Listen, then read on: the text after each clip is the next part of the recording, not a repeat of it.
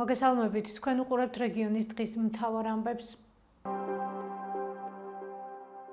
დღეს სინოდის ხდომაზე სამი საპატრიარქო კანდიდატი დაასახელეს. ესენი არიან: სენაკისა და ჩხოროწყუს მიტროპოლიტი, საპატრიარქო ტახტის მოსაყდე შიო 20 ხმა, მროվել ურბნელი მიტროპოლიტი იობი 7 ხმა, ფოთისა და ხობის მიტროპოლიტი გრიგოლი 7 ხმა. სულ სინოდში 39 მღვდელმთავარია, თუმცა კენჭისყრაში მონაწილეობა 38-მა მიიღო. ხდომას არ ესწრებოდა წილკნისა და დუშეთის მიტროპოლიტი ზოსიმე. დარჩენილი ხმები კი სხვა კანდიდატებზე გადანაწილდა. ორმა მღვდელმთავარმა თავი შეიკავა. პატრიარქის არჩევა 17 მაისამდე უნდა დასრულდეს.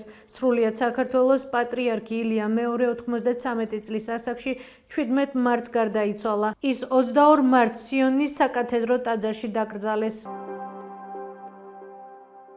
გიყვებით წალკის სოფელ ხაჭკოვში მცხოვრები სონა პილტოიანის შესახებ, რომელიც უკიდურესი გაჭირვების გამო მუნიციპალიტეტს დახმარებას თხოვს.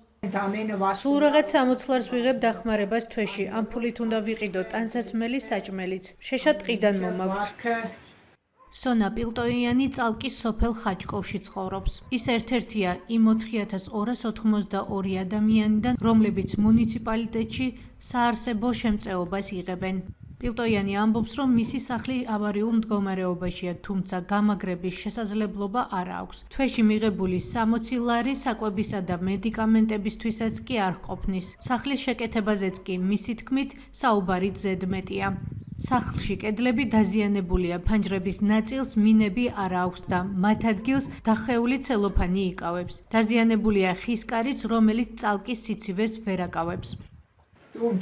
ეს სახლი თავზე მენგრევა, ფაქტობრივად წყალში ვცხოვრობ. დამხმარე არსაიდან არავინ არ მყავს. არც მთავრობა მეხმარება. ერთხელ მივმართე, მაგრამ არაფერი დახმარება არ მიმიღია. 60 ლარით შევძლებ ცხოვრებას? მიმართავ და კაციშვილი ყურადღებას არ მაქცევს. ჯანმრთელობა არ მაქვს, მაგრამ ექიმთან ვერ მივდივარ. როგორც სოფლის მცხოვრები ლევან მკრტიჩიანი გვიყვება, სონა პილტოიანს მშობლები 2013 წელს გარდაეცვალა და მას შემდეგ მისი სოციალური მდგომარეობა კიდევ უფრო დამძიმდა. სწორედ მკრტიჩიანმა მოგვაწოდა ვიდეო და ფოტო მასალა.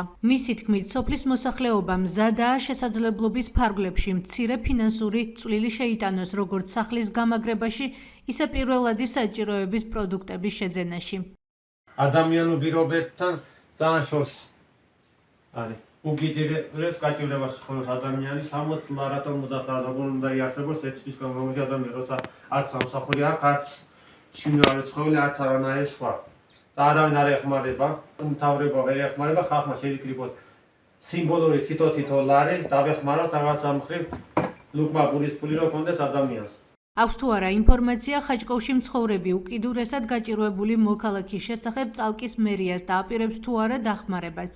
მუნიციპალიტეტში გვითხრეს, რომ მოქალაქემ მერიას თავად უნდა მიმართოს, რის შემდეგაც მისი მდგომარეობა შეისწავლება და შესაბამისი გადაწყვეტილება მიიღება. ასევე მერიიდან ველოდებით ინფორმაციას თუ რა სოციალური პროგრამები მოქმედებს უწყებაში. სოციალური მომსახურეობის სააგენტოს 2026 წლის აპრილის მონაცემებით წალკის მუნიციპალიტეტში საარსებო შემწეობას 4282 ადამიანი იღებს. ჯამში 1223 ოჯახი. ამავე წყაროს მიხედვით ქვემო ქართლის რეგიონში რეგისტრირებულია საარსებო შემწეობის მიმღები 22000-ზე მეტი ოჯახი და 85000-ზე მეტი პირი. უფლებები საქართველოს ინფორმაციით საარსებო შემწეობის ოდენობა სოციალური ქულების მიხედვით ასე ნაწილდება. 30001-დან 47000 ქულამდე 50 ლარი თითოეულ წევრზე. 47001-დან 60000-მდე ქულაზე 40 ლარი თითოეულ წევრზე. 60001-დან 65000-მდე ქულა 30 ლარი თითოეულ წევრზე. ხოლო 100000-ზე ნაკლები ქულების მქონე ოჯახებში მხოლოდ 16 წლამდე არასრულწლოვნები თვეში 150 ლარს იღებენ. პოლონეთის საზოგადოებრივმა მაუწყებელმა სომხურენოვანი საინფორმაციო არხი VT Հայաստան News-ი ამოქმედა. პარალელურად 27 აპრილიდან ქართული პლატფორმა VT საქართველო News-მაც დაიწყო მუშაობა. ინფორმაციას პოლონეთის საგარეო საქმეთა სამინისტრო ავრცელებს.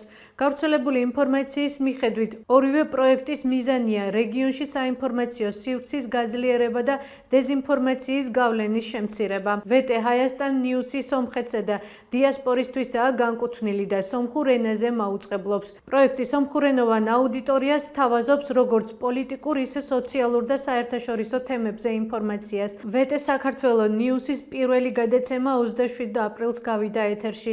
არხი ორშაბათიდან პარასკევის ჩათვლით მაუწყებლობს. ბელსაძე და ხელმისაწვდომია YouTube-სა და სოციალურ ქსელებშიც. ის ქართულ ენაზე აშუქებს საქართველოს შიდა პროცესებსა და საერთაშორისო მოვლენებს, რომლებიც ქვეყანაზე გავლენას ახდენენ.